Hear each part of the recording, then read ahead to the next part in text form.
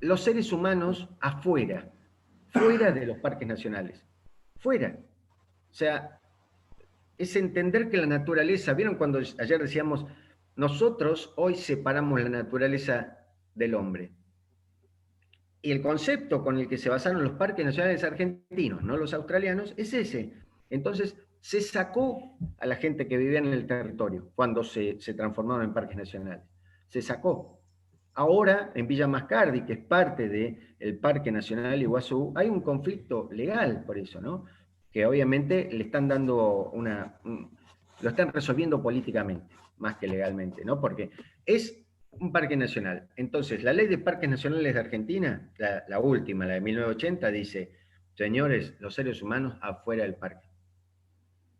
No puede haber comunidades instaladas dentro del parque. Lo que nosotros, ¿para qué creamos un parque? Para preservar la naturaleza. Y el hombre, no, pero el hombre no es la naturaleza, es otra cosa. Estamos en problemas. Cosa que otras figuras de protección de naturaleza, como las reservas de biosfera, en todo el mundo, y acá en Argentina también, parten de un concepto diferente, ¿no? El hombre es un programa de las Naciones Unidas que se llama MAP. En inglés sería Man and Biosphere, ¿no? El hombre y su entorno natural juntos, no los separemos. O sea, una reserva de biosfera no solamente protege ecosistemas, sino que protege a las formas tradicionales de vida sobre el territorio, ¿no? Por ejemplo, lo que pasa en Pozuelo, la laguna de Pozuelos, allá en el extremo norte de nuestro país, cerca de La Quiaca. ¿Qué pasa ahí? Hay, no se sacó a la gente, al contrario, se la alentó a que sigan viviendo y de maneras tradicionales. Entonces, estas son distintas posturas eh, políticas en cuanto a las cuestiones de preservación de la naturaleza y preservación humana. Eh, ¿Cierto? Tampoco me parece muy correcto, por ejemplo, la política que tiene Estados Unidos de reservaciones humanas. Es como crear pequeños zoológicos humanos que los visitantes pueden ir a verlos y si vos querés cambiar, no te permito cambiar. ¿Se acuerdan que decíamos recién? O sea, si los seres humanos, sea la cultura que sea, quiere cambiar, ¿cómo no vas a dejar cambiarla? Ah, no, pero estos son como nuestros hermanitos menores, los niños. ¿Qué niño? O sea, un indígena, no hay ningún niño. Digamos, son pueblos que son diferentes y que si quieren cambiar y parecerse a vos, es porque les parece que está bueno y no se lo puedes prohibir. En Estados Unidos se los prohíben. O sea, vos tenés que, o sea, ellos tienen que seguir con la plumita y el taparrabos cuando van los turistas. En Brasil yo me he cansado de verlo también, ¿no? Cómo se arma toda esta historia para los turistas, se visten para los turistas, se producen, se van los turistas, los tipos se cambian, se ponen el jean, la remerita con una inscripción norteamericana, la gorrita, y se van escuchando la misma música que escuchamos nosotros. Y se matan de risa de los visitantes, diciendo, qué tontos que son, o sea, se la creen, se la están creyendo que nosotros seguimos siendo así, mentira, ya está.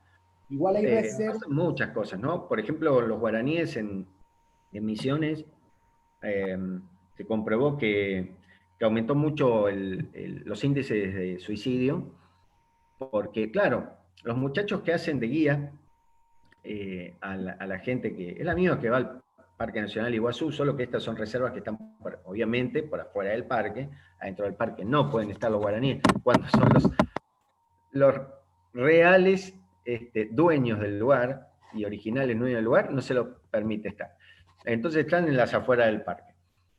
Hay varias comunidades. Y varias aumentaron los suicidios, porque claro, van los turistas y los guías ven a los turistas en cuanto a su nivel tecnológico, a su nivel económico, y quieren eso. Más los jóvenes quieren eso, pero como después no pueden acceder a eso, en algunos casos lamentablemente toman esa decisión.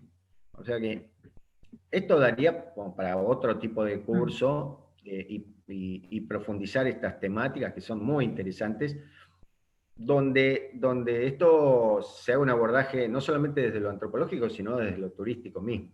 Pero bueno, Ahí los hoy chicos creo que te querían preguntar algo. Si vos Sí, querías preguntar algo. No, más que preguntar, comentar que, bueno, en Amazonas, en el lado de Brasil, vi algunos ejemplos de reserva manejada por los indígenas y es muy parecido al caso de Australia, donde ellos manejan todos los recursos, quiénes entran, los horarios de entrada, de salida del lugar, e inclusive sé que hay comunidades que no tienen contacto con el humano y viven sin ninguna nada moderno, no tienen sí, ni un machete, viven exacto, como viven hace 5.000 totalmente. 10.000 años. Sí, sí.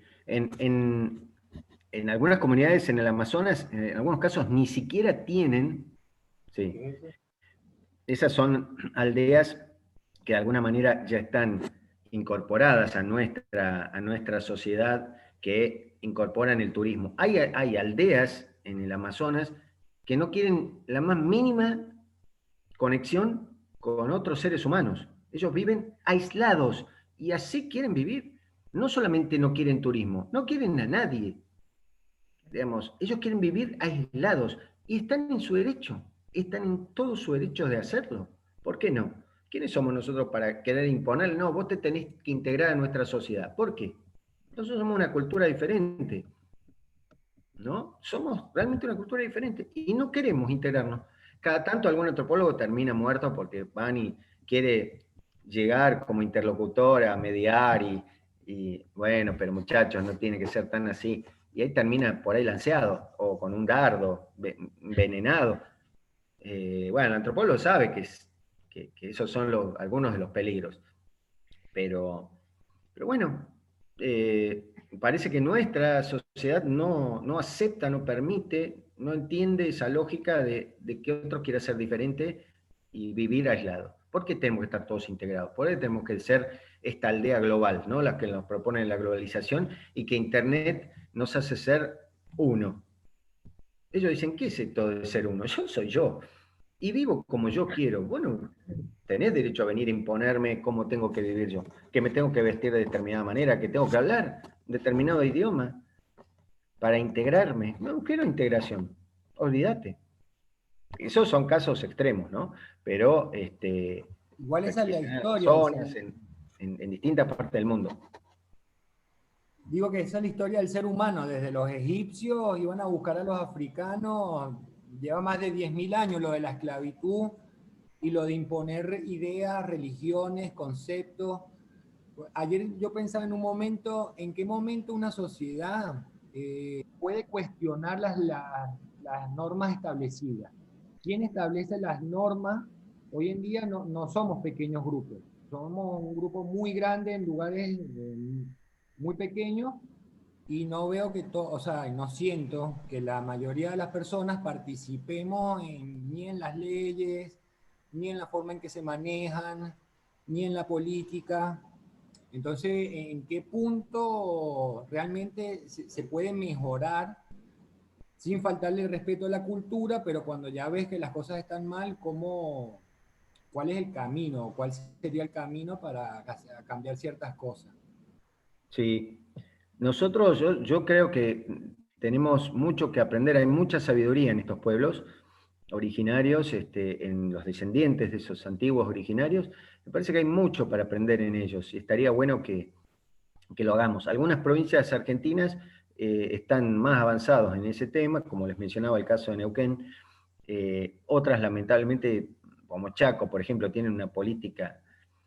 A ver, en un hospital en Chaco, si vos sos originario de alguna de las etnias chaqueñas, como los Com, los Pilagá, los Mocovíes, cualquiera de ellas, no te atienden en un hospital público, no te atienden directamente. Hay muchas denuncias de organismos internacionales de defensa de derechos humanos, pero ¿cómo? A ver, es una argentina, mira su DNI.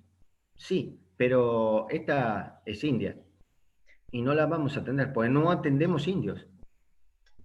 Pero, a ver, cuando necesitan que esa gente vote, bien que lo llevan, ¿no? Les secuestran los documentos y les emiten el voto por ellos y después te lo vuelven a dar. Pero para estas cosas no son argentinos. Sí, este tipo de cosas, de injusticias que hay en Argentina o en cualquier otro lugar del mundo, en algunos lugares más injustos, en otros menos injustos, ¿no? Como mencionabas en algunos casos de Brasil.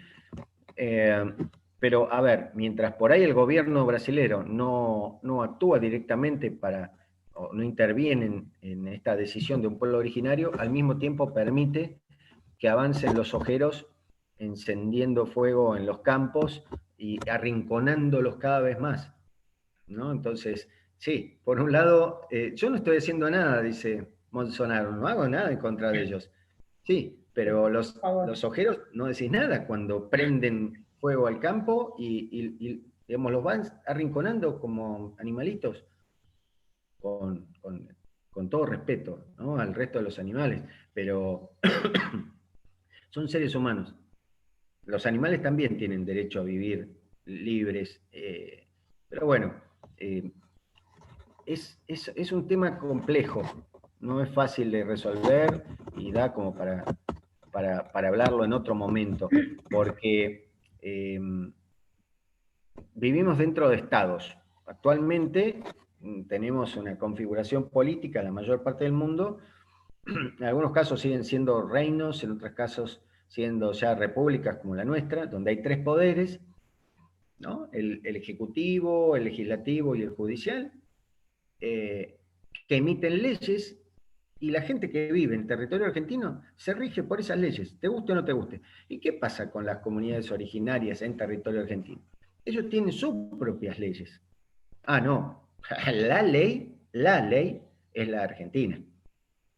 Eso es lo que pasa, por ejemplo, en la Patagonia, cuando le preguntan, pero vos sos argentino, sos chileno, ¿qué sos? Yo soy mapuche. Sí, bueno, pero naciste en Argentina o en Chile. Sí, yo nací en la República Argentina, pero soy mapuche. Antes que nada, pertenezco a una nación que se reconoce como independiente, que se llama mapuche. Sí, también soy ciudadano argentino, pero antes que eso, soy mapuche. Esa es la fuerza de la cultura. Yo soy mapuche, yo soy guaraní, yo soy wichi. Lamentablemente no tenemos en nuestro territorio, en las sierras centrales, ni del lado de Córdoba, ni de San Luis, comunidades comechingonas fuertes que si bien empiezan a aparecer algunas pequeñas comunidades, especialmente del lado de Córdoba, que se autoproclaman como descendientes de comechingones. Pero todavía con muy, muy, muy poca fuerza. Pero en otras partes de la Argentina no. Son muchos y tienen mucha fuerza. Incluso muchos de ellos han estudiado abogacía y saben cómo defenderse. O sea, aprendieron cómo funciona el sistema legal argentino justamente para saber cómo defenderse de ese sistema. Pero bueno, vayamos entonces al tema de hoy. Dale. Quería comentarles hoy cómo trabajamos los antropólogos. O sea, esto que hablamos ayer, ¿no? ¿Qué hace la antropología? Estudiar a ese otro, culturalmente diferente a mí, ¿no? Esas sociedades originarias, campesinas, que son culturalmente más o menos diferentes a quién, a mí. Yo pertenezco a la sociedad argentina, una sociedad integrada al mundo, globalizada. Ellos no. Ellos viven en otro mundo, en otros mundos diferentes al mío. Desde ahí es que yo los decidimos estudiar. Ahora, ¿cuál es el método? Ahora vamos a ir compartiendo la pantalla. ¿Cuál es el método con el cual trabajamos los antropólogos? Bien. El método nosotros lo llamamos etnográfico. La etnia es la palabra técnica que nosotros usamos para mencionar una determinada cultura, ¿no? Nosotros en la antropología la llamamos etnias, ¿no? Por ahí difícilmente le llamemos culturas. El grafismo vendría a ser el estudio físico sobre el territorio, la descripción de cómo vive esa cultura, ¿no? Esa etnia. Lo primero que tenemos que decir es que para la antropología, si querés aplicar el método etnográfico, que es el que utiliza la antropología, tenés que estar en el territorio. La antropología invalida toda posibilidad de que vos utilices intermediarios en la investigación. ¿Cuál podría ser el caso de un intermediario? Y yo voy a estudiar los comechingones y voy a leer lo que dicen los arqueólogos sobre los comechingones. Voy a leer lo que dicen los historiadores. Voy a leer lo que dicen las crónicas de la época, de la colonia, de la conquista. La antropología te va a decir, no. Pero ¿cómo no?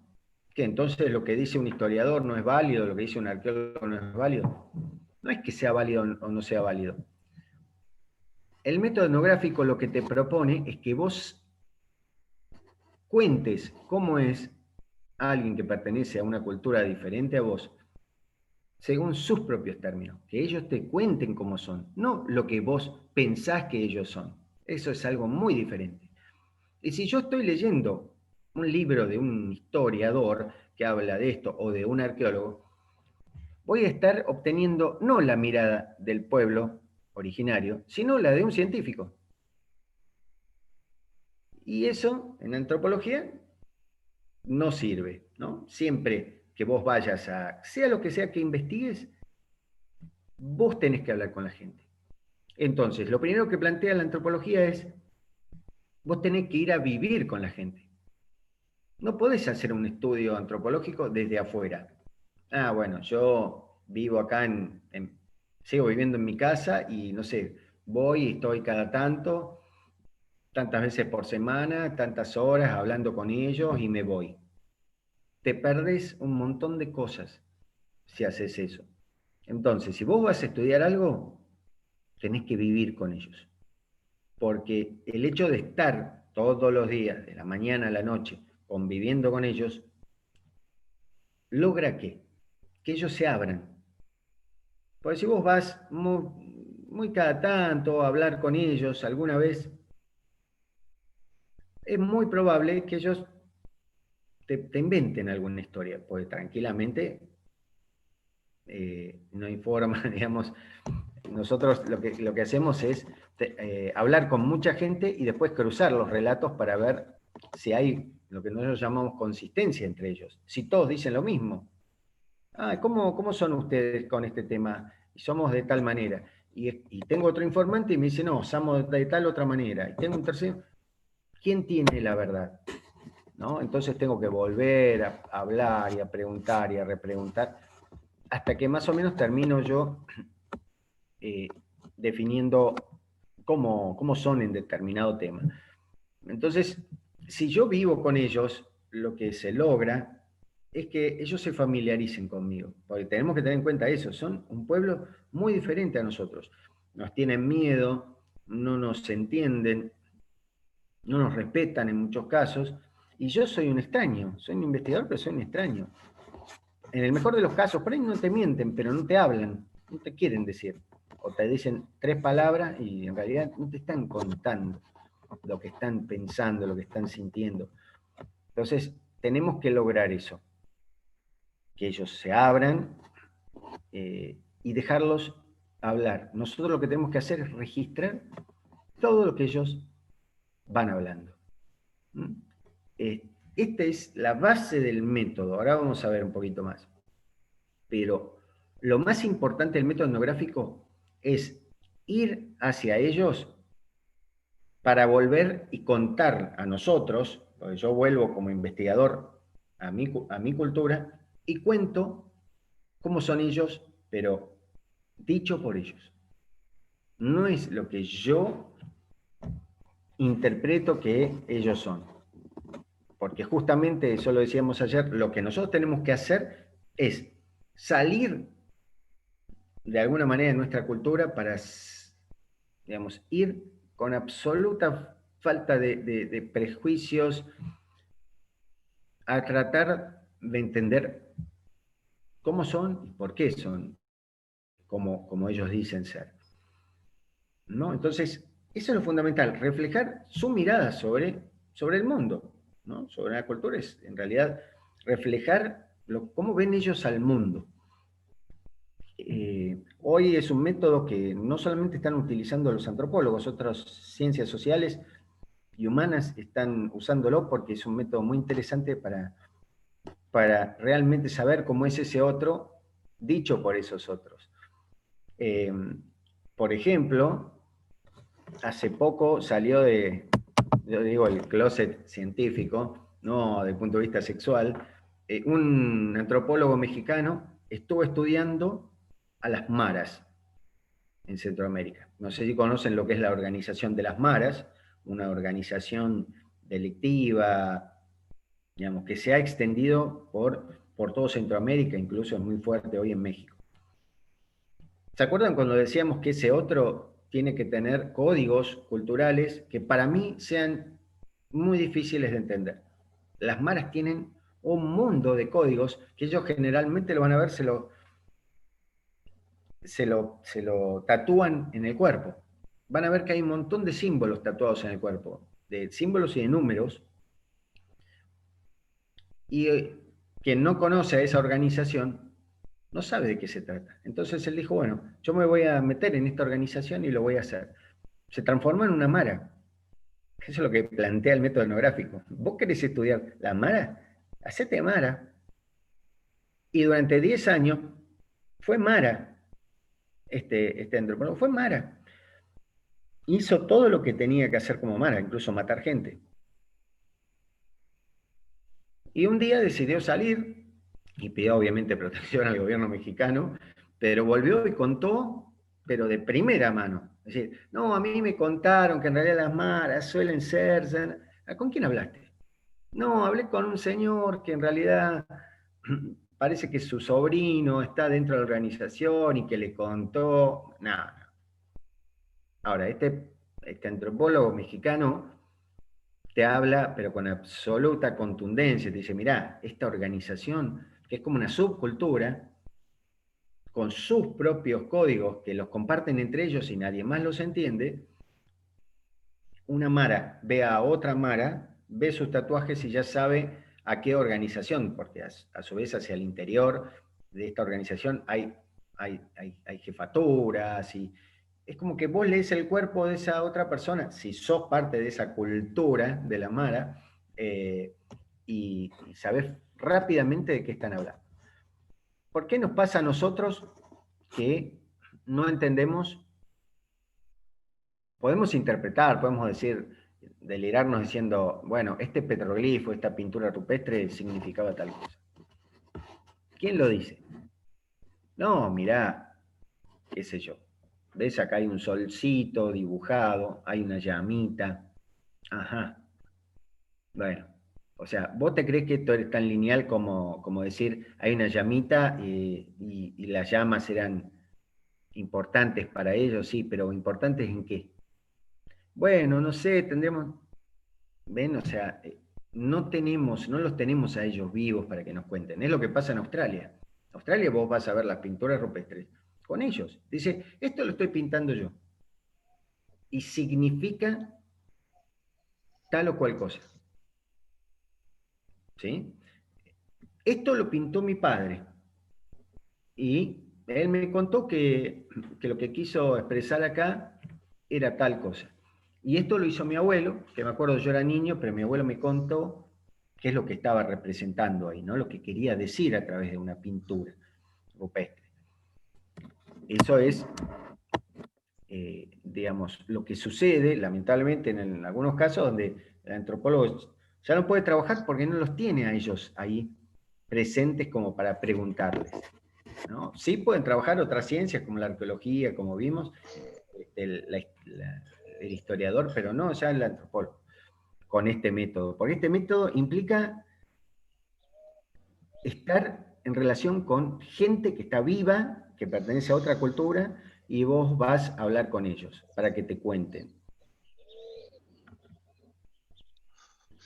¿No? Hola, Entonces, sí, ¿querías preguntar algo? Diego, discúlpame, una preguntita. Sí, por Ya favor. que me hablabas de esto de los maras, quería preguntarte si los antropólogos también tienen los códigos de confidencialidad, como los médicos, doctores, por ejemplo, con los maras. Hay cosas que te dicen, loco, esto es de acá, no quiero que se divulgue. ¿Existen esos códigos de Sí, confidencialidad? sí, sí, sí. Ellos en algunos casos te dicen, en este caso, este antropólogo no se identificó como antropólogo, él entró a la organización. Podría haber tomado otra postura, pero lo más probable es que hubiese terminado muerto. De decir, bueno, a ver, yo soy antropólogo, quiero investigar tal cosa dentro de su cultura, pues no necesariamente tiene que ser a toda la cultura, sino ciertos elementos dentro de la cultura de ellos, y poder, perfectamente le podría haber dicho, a ver, yo soy científico, soy antropólogo, pertenezco a tal universidad, me interesa mucho el mundo de la organización de las maras, y quisiera entrevistar a algunos de ustedes, y lo más probable es que le hubiesen dicho, bueno, lo hacemos, pero no nos identificas.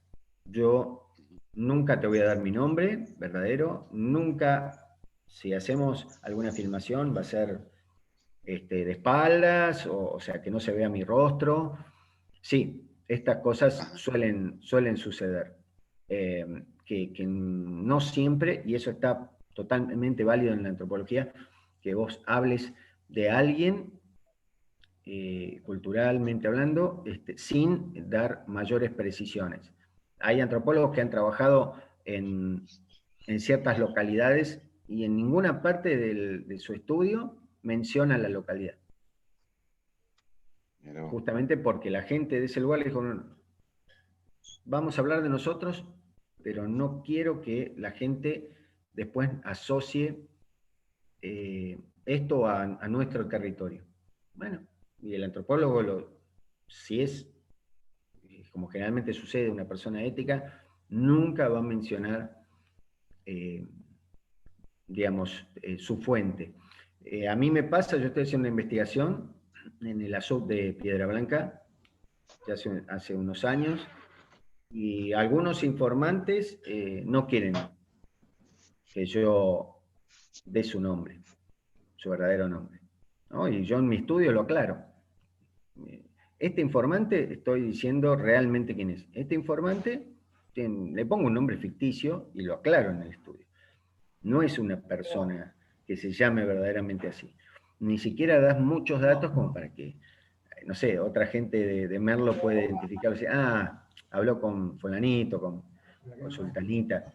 Sí, sí, esto es somos muy cuidadosos. Che, Diego, y Tengo una.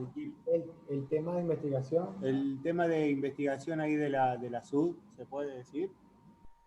En realidad yo estoy investigando el proceso de creación de la reserva natural del azot de Piedra Blanca. Proceso que yo al menos lo empecé a investigar en 2015. Ya llevo 5 años investigándolo y no termina. Pues ha tenido muchísimos matices, ¿no? Donde por un lado están los vecinos de Piedra Blanca, que empezó siendo como una problemática de Piedra Blanca arriba, pero después se extendió a Piedra Blanca abajo. Ahora puedo ir dando ejemplos cuando vamos describiendo el método etnográfico, pero parecía como una cuestión de los vecinos de Piedra Blanca arriba, y después se fue a Piedra Blanca abajo. Incluso claramente identifiqué diferencias entre los vecinos nacidos y criados en el barrio y las personas que vinieron en algún momento antes o después a radicarse en el barrio de Piedra Blanca.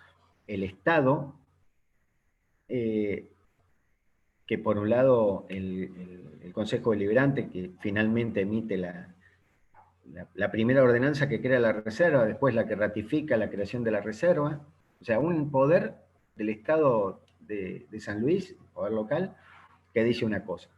La justicia, el Tribunal Superior de Justicia de San Luis, que determina lo contrario. Dice, no, esto es de Dora López. Dora López es hoy la dueña del azul, o de una parte del azul, ¿no?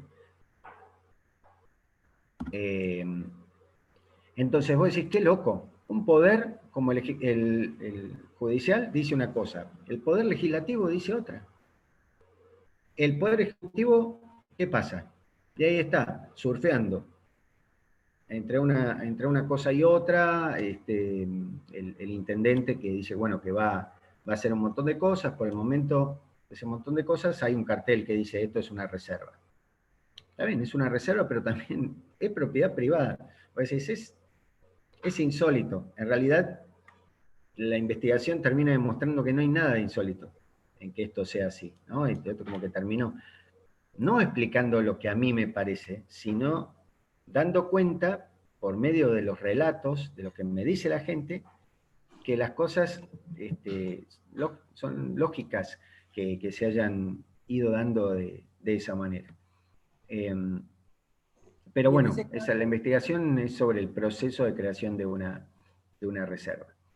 claro, y en ese caso no sería mejor, o sea, bueno, como en los parques nacionales, que en la primera instancia pagaron los terrenos, no al valor real, pero mucha gente en Venezuela pasó así.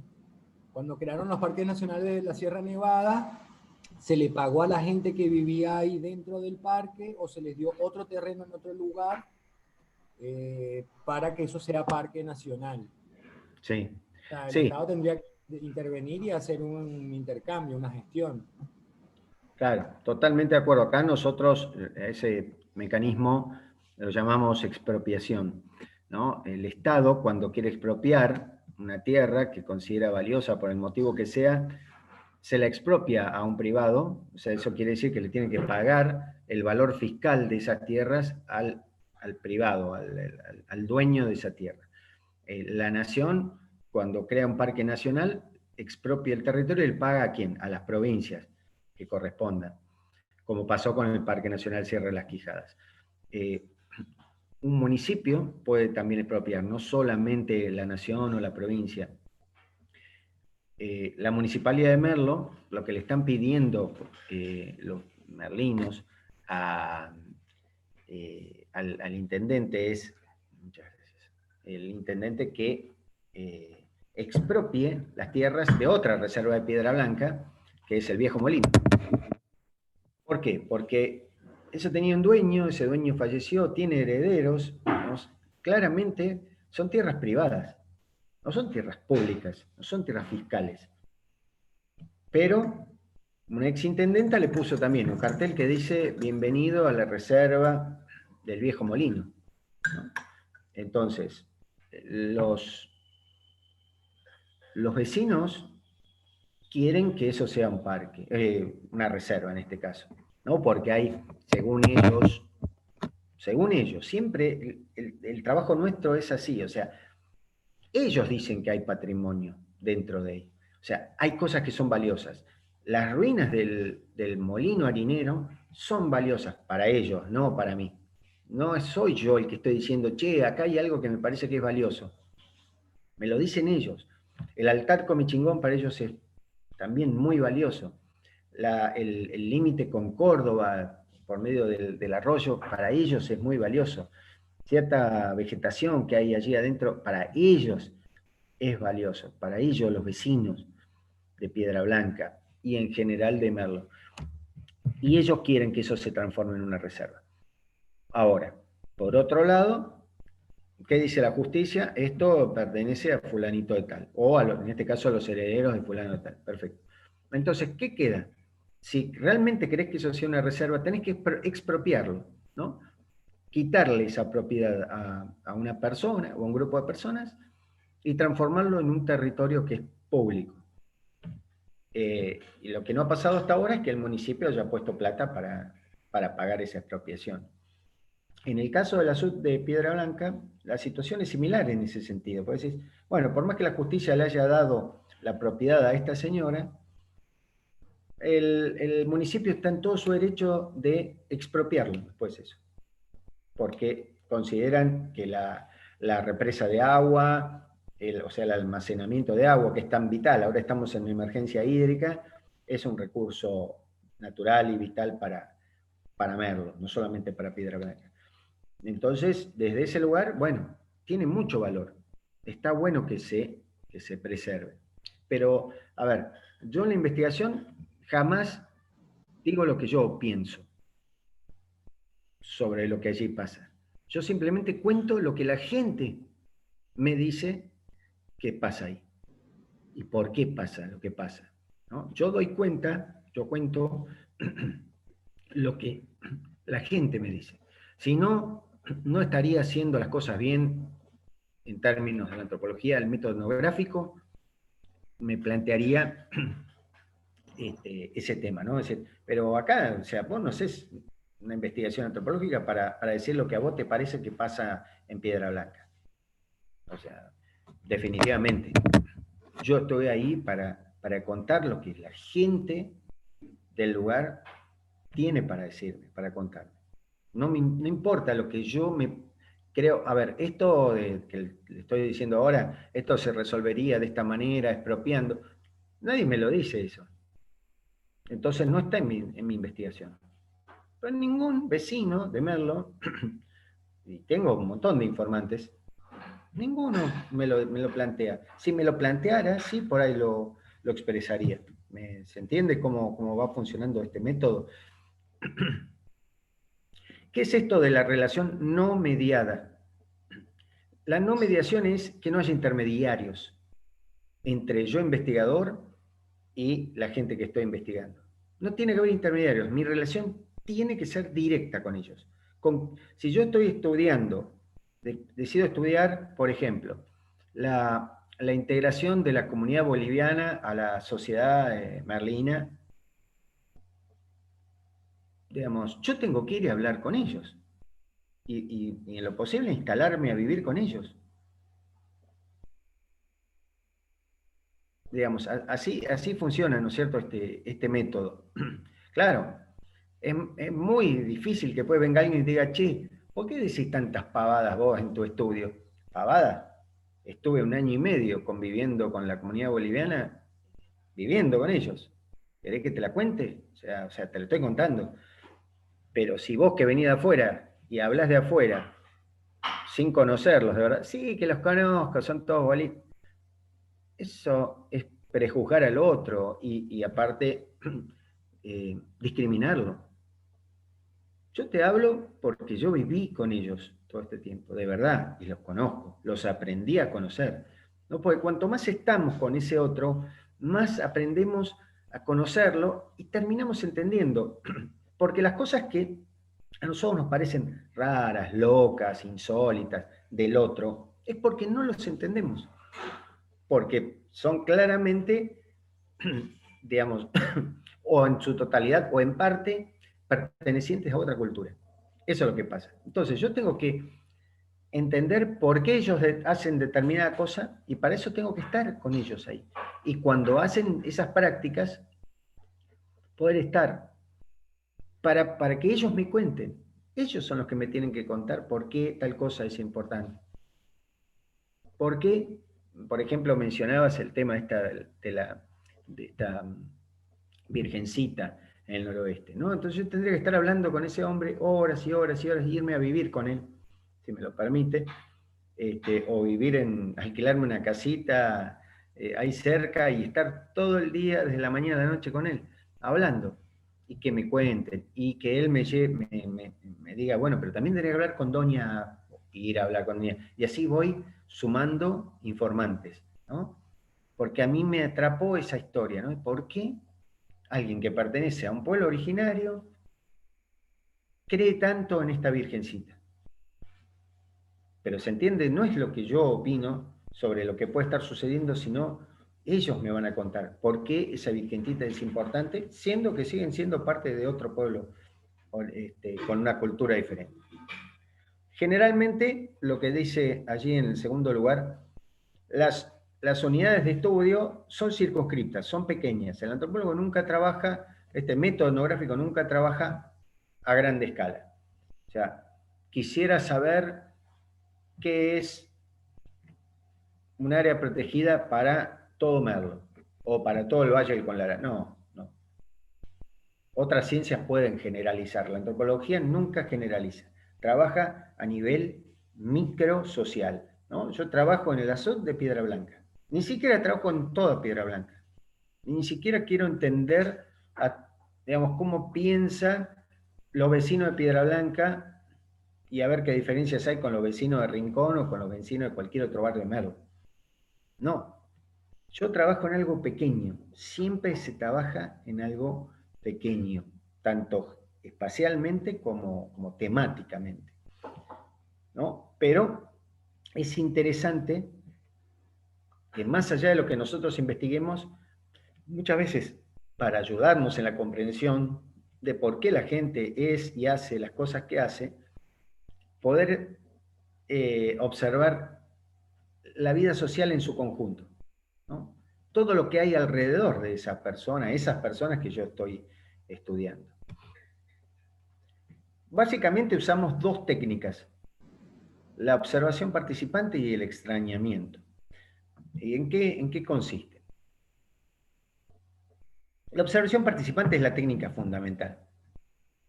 La utilizan otros científicos, por ejemplo, los psicólogos lo hacen. Vieron que el psicólogo no va al psicólogo, le habla, le cuenta, y el psicólogo está interactuando con vos y al mismo tiempo te está analizando.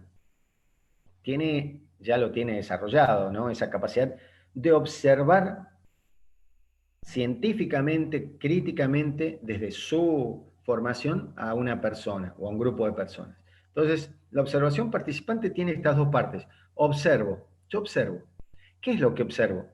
Observo a los seres humanos que están en un determinado lugar y en ese lugar hacen ciertas cosas, o sea, tienen ciertas prácticas culturales y aparte hablan.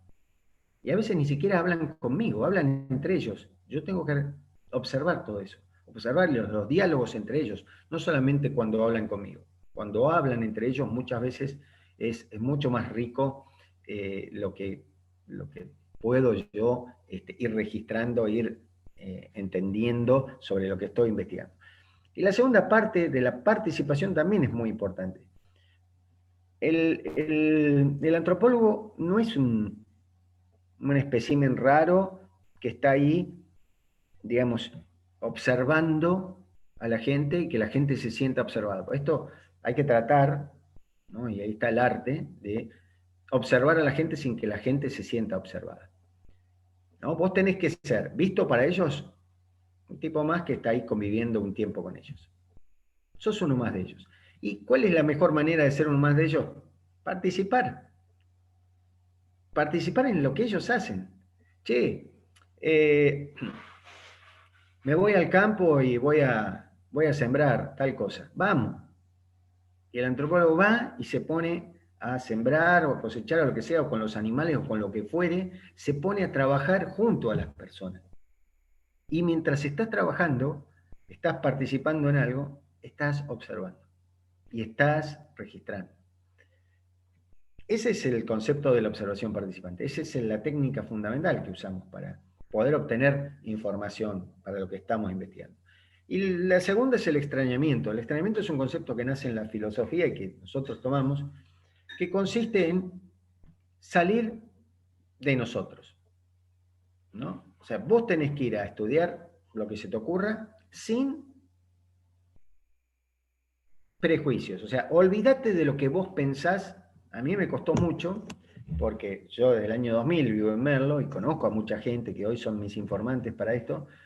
Ya nos conocíamos de antes, en algunos casos tenemos una amistad. Entonces, yo no podía dejar que todo lo que yo en esos años fui pensando sobre lo que podía pasar ahí, tiñera mi investigación. Yo tenía que sacar de la investigación lo que yo pensaba sobre la investigación, porque yo estoy ahí para dar cuenta de lo que ellos piensan sobre lo que sea. Yo hice una investigación hace unos años atrás, sobre patrimonio, ¿no es cierto? La primera, digamos, cosa que me pasó es, me di cuenta que ellos no usan la palabra patrimonio en Piedra Blanca, no la usan. Usan diferentes formas, diferentes términos para hablar en realidad de patrimonio, pero que patrimonio era una categoría que yo desde la universidad, desde el ámbito científico, estaba trayendo. Entonces, lo primero que dije, bueno, dejá de hablar de patrimonio, porque ellos no hablan de patrimonio. Pero la investigación era sobre patrimonio. Bueno, y dije eso. Ven el título acá que dice, yo voy a investigar el patrimonio, lo que consideran por patrimonio. Bueno, no voy a hablar más de patrimonio. ¿Por qué? Porque ellos no hablan de patrimonio. ¿Se entiende? O sea, cómo vamos trabajando.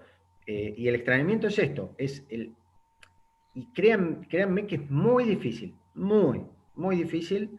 eh, si tienen alguien que lee esa investigación desde afuera, se los va a remarcar una y otra vez. Estás dejando que se filtre lo que vos pensás sobre lo que sucede ahí. Sácalo, sácalo. ¿No? Esto o sea, si yo voy a estudiar a los cumbranos en el filo y llevo a mi investigación lo que yo pienso ya de antemano sobre ellos, es un error. Yo tengo que ir como si no los conociese. Difícil, porque ya los conozco. Ya tengo ideas formadas de por qué son ciertas cosas de determinada manera. Ya tengo relación con algunos de ellos, la tengo de antes, entonces, ¿y ahora?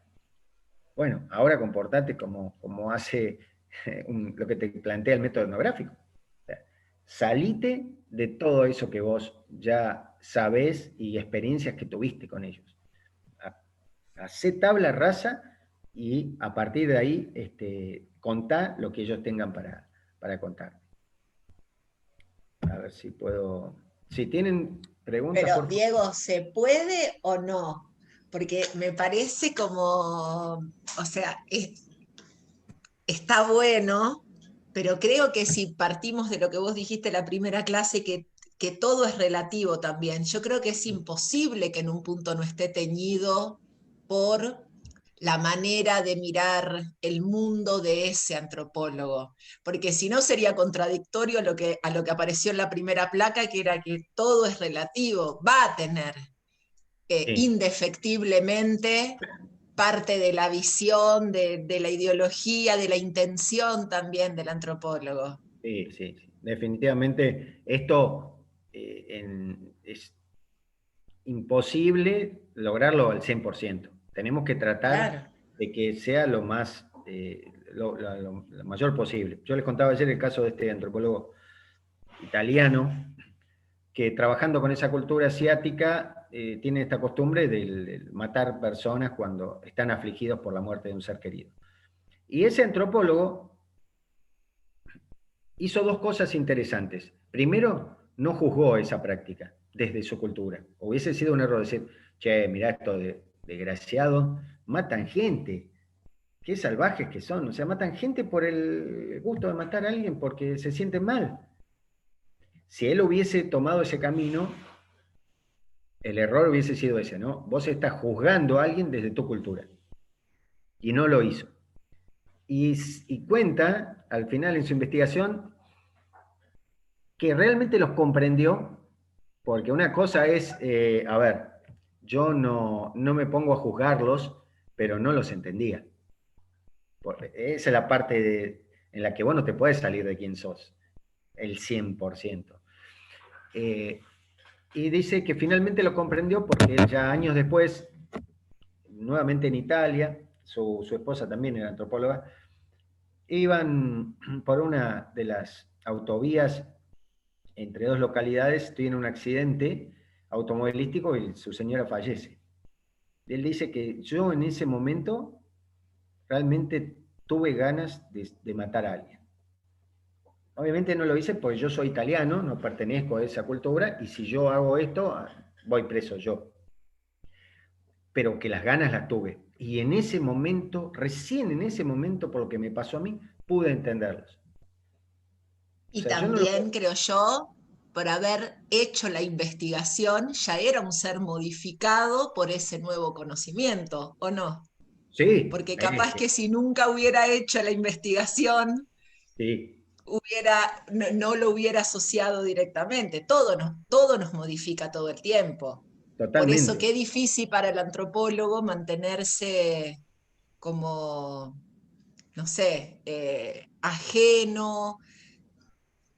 Me parece como Sí, la tarea más difícil. es muy difícil, pero bueno, digamos, es algo que tiene que aprender. O sea, un juez hace lo mismo, tiene que juzgar Claro, claro. y tratar de ser verdaderamente imparcial y hacer justicia, lo que, digamos, se entiende que es lo mejor en X situación.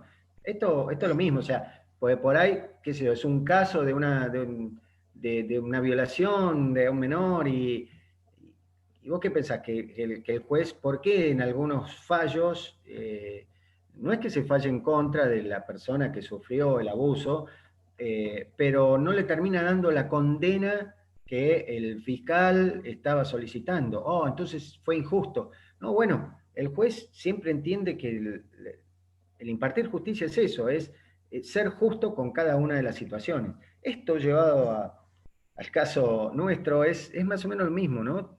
Tenemos que tratar de ser imparciales. En muchos casos, estos antropólogos se terminan integrando esas culturas y dejan la cultura original. Eso es lo que le pasó, no sé si alguno de ustedes leyó a Carlos Castaneda. El primer libro fue Las enseñanzas de Don Juan y tuvo cuántos libros. Castaneda es un antropólogo californiano que se va al norte, oeste de México a estudiar chamanismo.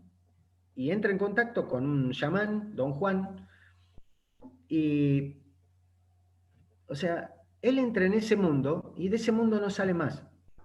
Él era un investigador en una universidad californiana, era un científico, dejó de ser científico, o sea, él entró a ese mundo, le fascinó y se quiso quedar en ese mundo.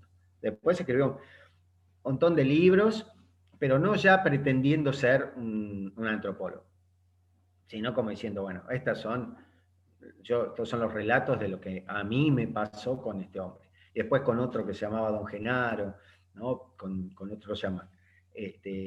Esto pasa muchas veces. Los antropólogos se meten en una determinada realidad y no salen más de ahí. No quieren salir más. Es más, son aceptados por esa cultura y se van o sea, ya el hecho de vivir ahí hace que ellos quieran seguir ahí y no se van más. Por ahí vuelven cada tanto para escribir algún paper o algo. Ahora ni siquiera necesitarían volver porque ya con que vayan a un pueblito y tengan conexión a internet, desde ahí mandan sus escritos. Por ahí siguen estando relacionados con alguna universidad, trabajando para un departamento de antropología, pero ellos quieren estar dentro de ese nuevo mundo que primero lo estudió y después lo eligió como parte de ellos. A veces no es tan extremo, pero uno adopta ciertas costumbres de las cosas que estudia, que investiga. Las adopta. Dice, bueno, yo esto lo quiero para mí. ¿No? ¿Se acuerdan ayer cuando decíamos, en realidad, lo que pasa hacia el interior de una cultura es que no son todos igualitos? No es que el 100% de la gente piensa exactamente igual en todos los aspectos. Hay diferencias hacia el interior de cualquier cultura. Entonces, yo pertenezco a mi cultura, pero elijo adoptar ciertas cosas de otra cultura. Bueno, está perfecto. Y al antropólogo le pasa mucho esto. Me pasa, muy, muy, muy a menudo. Que eso que estamos al principio estudiando tenemos mucho afecto. Yo después les voy a compartir. En realidad está gratuito en YouTube. La película se llama El Etnógrafo, que es un antropólogo utilizando el método. Es quizá un poquito aburrida, véanla, aunque sea una parte, pero ahí muestra cómo este antropólogo inglés empieza investigando a los Wichi, a dos familias Wichi, y hablando de ellos, cómo son, cómo piensan, y termina siendo, por ejemplo, esto es muy común, siendo amenazado por los ojeros, porque el tipo tomó tan en carne propia esto che, pobre esta gente que lo único que hacen es, los viven avasallando, les viven quitando su territorio, ya no tienen territorio para subsistir. Yo voy a salir a defenderlos, porque yo tengo otras herramientas que ellos no tienen. Y eso no está mal. En esto de la observación, que sea participante. El tipo se involucró en la realidad de ellos y los está ayudando, pero de verdad los está ayudando. Y también se involucró sentimentalmente, porque se termina casando y teniendo hijos con una de ellas. Bueno, a ver, él es adulto, ella es adulta, son libres, no es que ninguno estaba casado, no era adulterio, no era nada. Entre paréntesis, en antropología nos reímos con esto del adulterio, ¿no? Porque hablando de la diversidad cultural, lo que para uno está penado por la ley, como en nuestra sociedad, en otras culturas está permitido. En algunos, un hombre se puede casar con varias mujeres, como en sociedades de Medio Oriente. En algunos casos, muchos menos, pero hay, en ciertas partes de China, por ejemplo, que una mujer puede tener varios maridos. Todo es posible. Esto es lo fantástico que a mí me encanta de la antropología. Todo es posible. Culturalmente, todo es posible. Hablamos hace un rato de pueblos del Amazonas.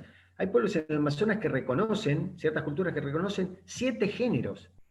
Y nosotros nos creemos los posmodernos, los que estamos a la vanguardia, hablando de manera genérica, y que, bueno, que tenemos que respetar e incluir a otros géneros.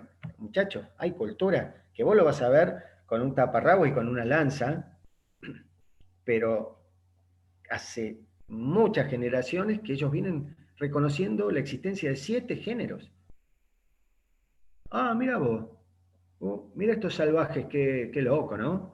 Y no tienen más que decir, pues ahí se les cae todo, decir, pero ¿cómo? Diego, ¿Son salvajes? ¿Cómo puede ser que tengan la distinción en 7 géneros? Diego, Sí. perdona que te corte, ¿cuáles son los 7 géneros? Que no nos da la imaginación.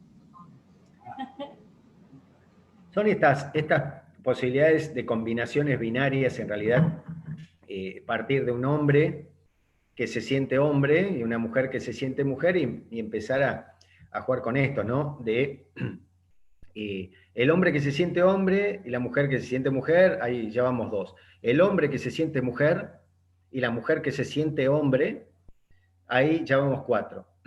Después está tanto para el hombre como la mujer, que se sienten indistintamente y por momentos como hombre o como mujer, ¿no? Donde no hay una clara distinción en cuanto al género. Yo puedo ser hombre en algunos momentos, puedo ser mujer en otros, y la séptima es directamente la situación del hermafroditismo, o sea, donde físicamente uno tiene tantos órganos como masculinos como femeninos, ¿no? Donde en lo físico están los dos géneros. Eso, así entienden ellos la existencia de 7 géneros posibles. ¿No es cierto? Y bueno, hay 1000 cosas que podríamos hablar en nuestros pueblos originarios, ¿no? Donde lo que nosotros hoy, por suerte, eso está mucho menos, con mucho menos fuerza, pero esta consideración del gay o la lesbiana como algo impuro o algo no deseado, como que en realidad es un problema natural, digamos, y ya usan la palabra problema. En muchos pueblos originarios nuestros, esta situación la tienen clarísima. Dice, bueno, es un hombre-mujer, ¿cuál es el problema? Es una mujer-hombre. Ellos no discriminaban, integraban, entendían que eso era una más de las posibilidades del ser humano. Y nosotros cuando vamos a estudiarlos a ellos, vamos a verlos, a hablar con ellos, te sorprenden, todos los días te sorprenden. Y te das cuenta que todo es relativo. Porque vos que te creías que estabas yendo a estudiar a esa gente y que ellos son culturalmente más inferiores a vos, que no hay ninguna inferioridad ni superioridad. Ellos tampoco te dicen, che, yo soy superior a vos. No, no hay ni superior ni inferior. Les puede llegar a sorprender como ciertas cosas que nosotros las consideramos muy avanzadas, en nuestros pueblos originarios ya de eso ya lo sabían y lo aplicaban y era parte de su sociedad, o sea, entonces cuando uno entra a ver esos otros mundos y cómo son, se sorprende, primero se sorprende, wow, y segundo después dices, te hace reflexionar y te hace verte a vos mismo de una manera más relativa. Che, bueno, yo que me la creía, bueno, no me la crea nada. Ese tipo de cosas pasa, ¿no? en el investigador. Los instrumentos principales son las entrevistas, en algunos casos individuales, en algunos casos grupales, y como decía, la participación en actividades sociales. La entrevista es la herramienta fundamental que tenemos en el método etnográfico. Las entrevistas no son con un cuestionario, jamás. No vamos a hacer una encuesta, no somos encuestadores. El antropólogo no es un encuestador. El antropólogo se sienta, cuando vean la película del etnógrafo lo van a ver con claridad. El tipo está ahí sentado hablando con la gente. Vos ves a un antropólogo trabajando, pues está trabajando. Pero este tipo, ¿cuándo va a trabajar? Habla. Y gran parte del tiempo hablas de huellas perdidos, hablas de cosas que por ahí no son importantes para tu investigación. Pero vos, es muy importante en el método etnográfico la no directividad. ¿Qué es esto? O sea, yo no llevo la charla para donde yo quiero. La charla la lleva el otro lado, ¿no? Yo estoy hablando con una persona o con un grupo de personas y ellos hablan de lo que quieren hablar. Yo cada tanto, ahí está la maestría en el método etnográfico, voy tratando de incorporar mis temas de interés. Pero si la gente no quiere hablar hoy o nunca de determinado tema, no hablaré nunca. De lo que la gente no quiere hablar, bueno, no lo voy a poder forzar. No puedo forzar a la gente, che, no, pará, dejá de hablar pavada. ¿Qué me interesa cómo está el clima y cuáles son las problemáticas que tenés en tu casa, que te peleaste con tu mujer, que tus chicos, que te viven cuestionando cosas? Centrémonos en lo que yo quiero saber. No. El método etnográfico no es así. Gran parte del tiempo, por eso, al vivir ahí, se va a encontrar generalmente el momento o para que ellos se abran y quieran hablar. Por ejemplo, ahí en la película de Norro van a ver que, bueno, él ya habla Wichi, obviamente después de tantos años, pero al principio, por ahí ellos cuando quieren hablar entre ellos y que vos no te enteres, hablan en su idioma, como para que vos no participes, no te hacen partícipe de algo, ¿no? Entonces, esto es muy importante. Y es muy importante siempre participar en actividades. Yo, por ejemplo, en mi investigación, no me perdí cada vez que se juntó un grupo de gente a querer destacar desde las organizaciones ambientalistas, la universidad, los vecinos de Piedral, que fueron a reclamar y se plantaron ahí en el azul, a decir, che, no, esto es nuestro, tenemos que cuidar el ecosistema. Yo estaba ahí. En ese caso no estaba entrevistando a nadie, pero sí estaba observando y registrando todo lo que la gente hacía y decía. Todo eso pasó por mi investigación, ¿no? Entonces, a ver, ellos saben, ¿no? Yo no les oculto lo que estoy haciendo, ellos lo saben, pero bueno, también ellos me consideraban en parte ya de ellos, me consideraban como que yo estoy, de hecho, si me preguntan a mí, obviamente que siempre voy a estar queriendo defender el territorio, tanto de su naturaleza como de su cultura, su patrimonio, pero ellos me consideraban parte del reclamo, y yo estaba como uno más reclamando, es cierto, pero al mismo tiempo estaba registrando todo con este método, con la observación participante. Y bueno, finalmente contarles cuáles son las herramientas. Hoy, 2020, el celular. Yo con un celular registro todo. Yo pongo el audio a grabar y estoy grabando el sonido ambiente, todo lo que la gente está diciendo. ¿Por qué esto? Porque es muy difícil acordarse todo lo que fue diciendo la gente, quién lo dijo y en qué momento, y quién le contestó al otro, y por qué se empezaron a pelear. Es muy difícil. En algunos casos te permiten que vos grabes también en formato de video. En algunos casos, y siempre hay que preguntarlo. Ustedes tienen problema en que yo grabe grabe el audio. Por ejemplo, en muchas reuniones en el Consejo Deliberante, por el ASUD, se planteaba esto, ¿no? Mucha gente, la mayoría de la gente afuera, cuando pedían la banca del vecino, la mayoría parte, yo que tenía que estar adentro, escuchando a la gente y quería estar afuera escuchando a la gente. Entonces, dejaba el celular adentro, se lo daba a una persona como para que grabara todo lo que se decía en la sala del consejo, y estaba afuera con una libretita chiquita, que es esta libreta de campo, porque en algunos casos no te permiten ni que grabes ni que filmes, pero nadie te puede prohibir que vos vayas anotando ciertas cosas que te parecen importantes, que se están diciendo y quién las está diciendo. Entonces yo estaba afuera con la libretita de campo, registrando no todo, ¿no? Porque es imposible, porque aparte la gente habla y bueno, le puede decir, che, ¿me volvés a repetir lo que dijiste porque no lo anoté todo? No, olvídate. O sea, yo voy poniendo ciertas palabras, 2, 3 frases, y eso cuando vuelvo a mi casa, digamos, por un lado desgrabo eh, lo que yo tengo grabado en el celular y por otro lado trato de reconstruir lo que pasó en el campo. Y esto es muy importante. ¿Qué es el campo para nosotros? El campo no es una zona rural, puede serlo como puede ser, el campo puede ser la plaza sobre monte en el centro de Merlo.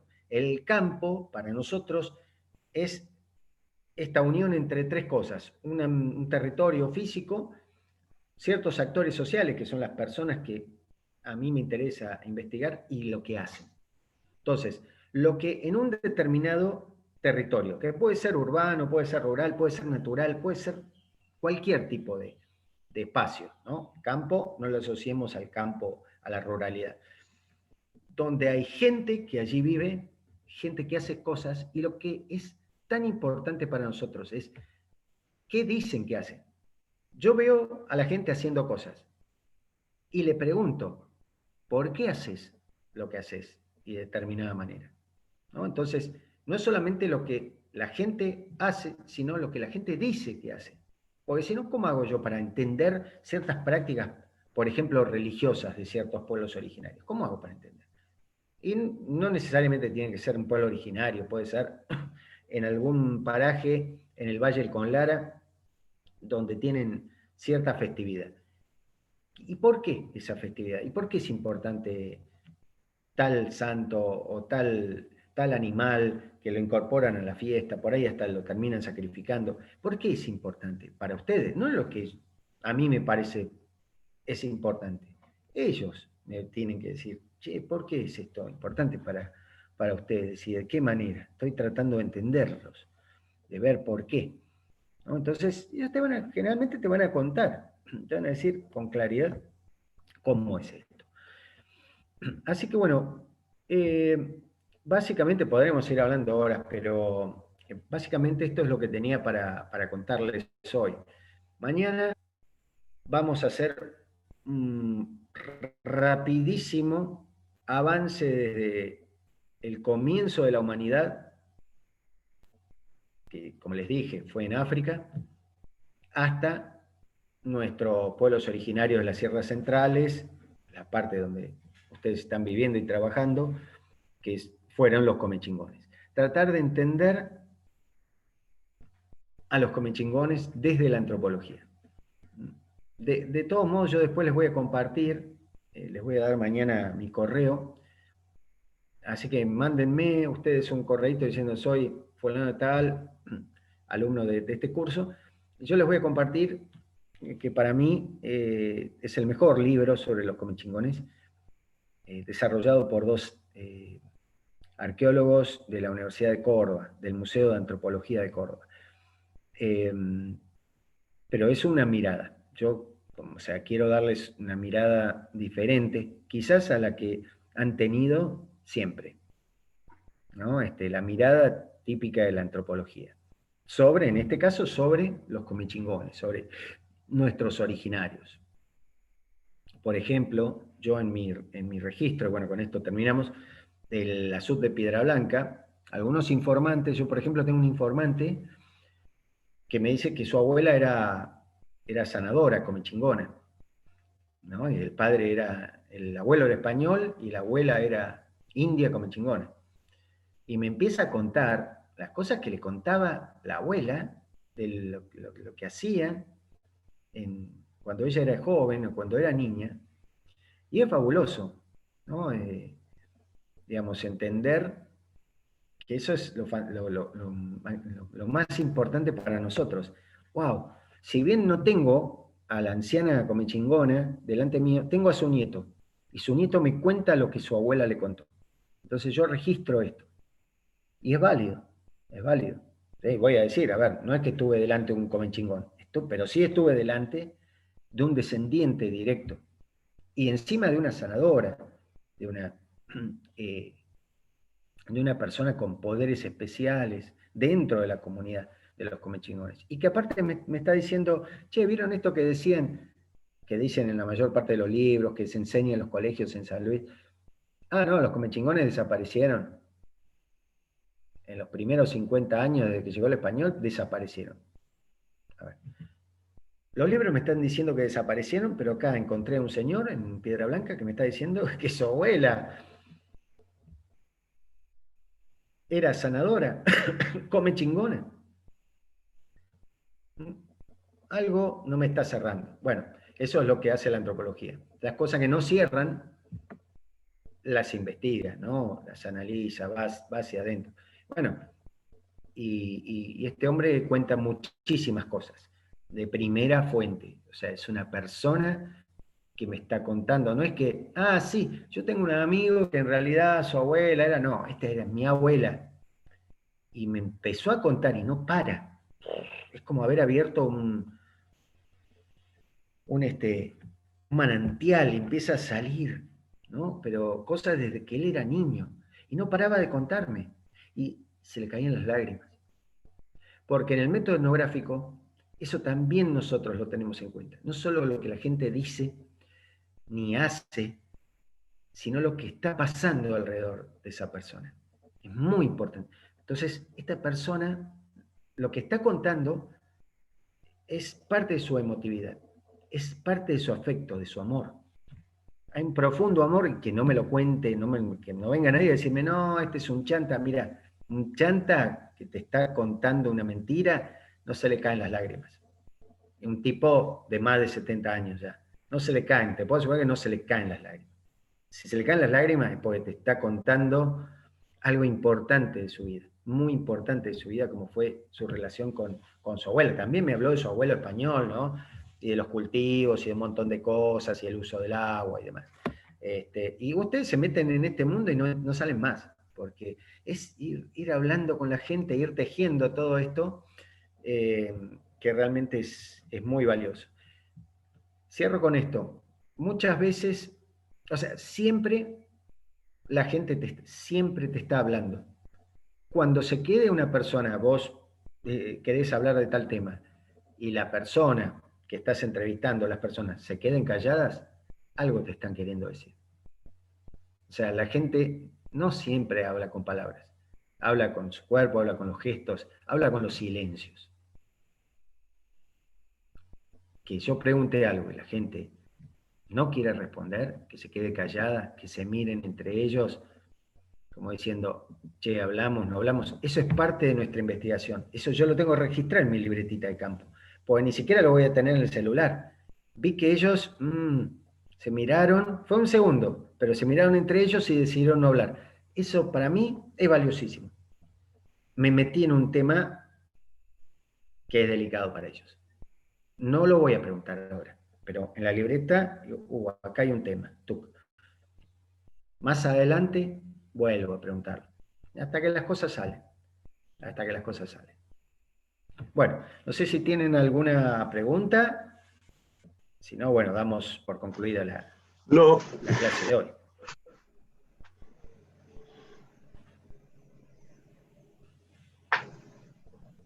¿Estamos? Bueno. Vamos. A ver si alguno de ustedes termina transformándose en antropólogo después. Creo que sí, ¿eh? Está bueno. ¿Alguien quiere Es muy preguntar bueno, algo? es muy bueno. Es muy lindo. Yo me acuerdo cuando era muy jovencito, no tenía todavía 20 años y en ese momento estaba en Buenos Aires, si bien yo nací y me crié en la Patagonia, en ese momento vivía en Buenos Aires y fui a la Universidad de Buenos Aires con todas las ganas de ponerme a estudiar antropología que era como mi pasión, y me dijeron, mira, búscate otra carrera en la cual puedas vivir y después esto hacelo como un hobby, porque ahí contrata un antropólogo para algún trabajo. Bueno, ahí decidí estudiar turismo, que también obviamente me fascinó y es la actividad en la que vivo desde hace 28 años. Y, y después, más adelante hice eso, ¿no? Estudié antropología, pero el antropólogo trabaja siempre para alguna universidad y le pagan generalmente 2 pesos con 50 por investigar y sus ingresos son esos. La mayoría de los antropólogos terminan teniendo algún negocio, ponen un kiosco, un restaurante, cualquier otra cosa para poder vivir, porque vivir de la antropología es una utopía. Bueno, después si editas un libro, hay libros que se hicieron muy famosos y hay millones de copias vendidas en el mundo. Y bueno, esos antropólogos tuvieron la suerte de cobrar regalías por esos libros que escribieron. Y ahí, bueno, hacen un poco de plata. Pero si no, es algo que es parte de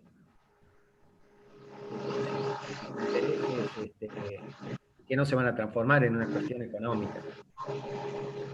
Yo lo que estoy investigando, a mí no me lo paga nadie. Ni siquiera me da la universidad plata para hacerlo. Lo hago porque a mí me interesa.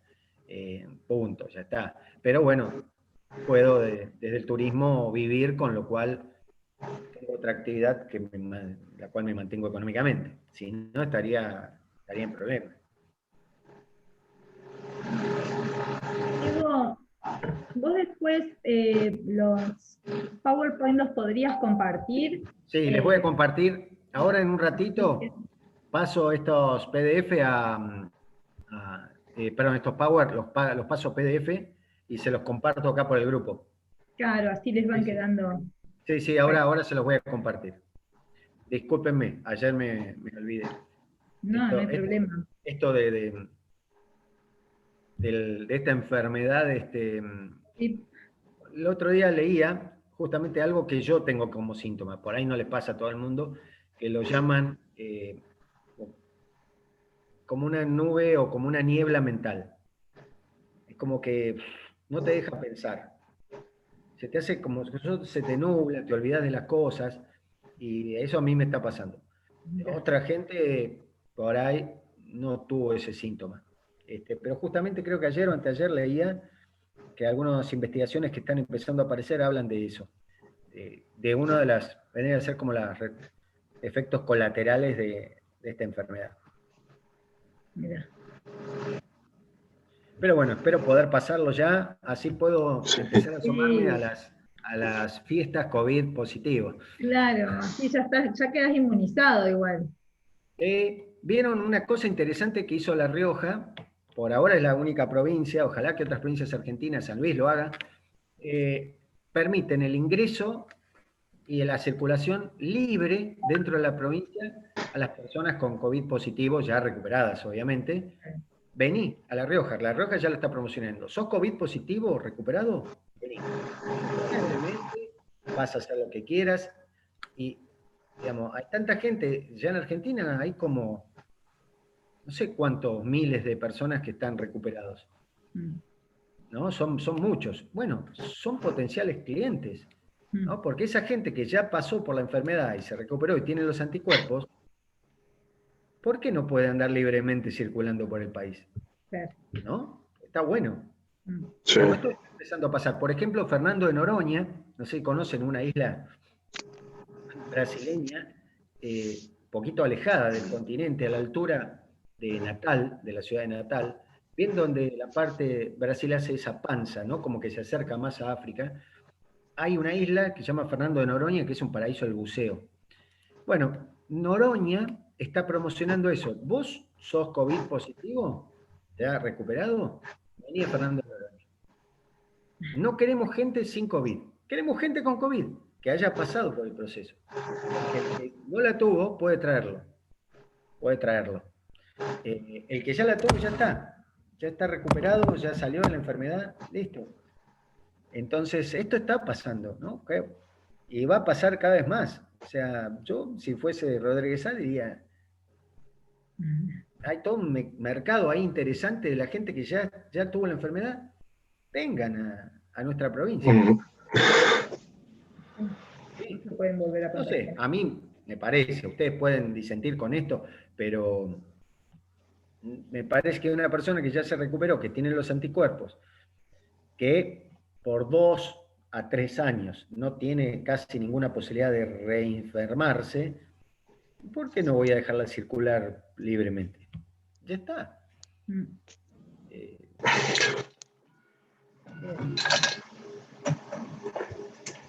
Bueno, ¿alguien tiene alguna pregunta? No, de mi parte no. No. Bien. Nos encontramos entonces mañana a las 7. Bárbaro, chicas, chicos, gracias por estar ahí. Gracias a vos. Dale. Por favor. Gracias. A ustedes.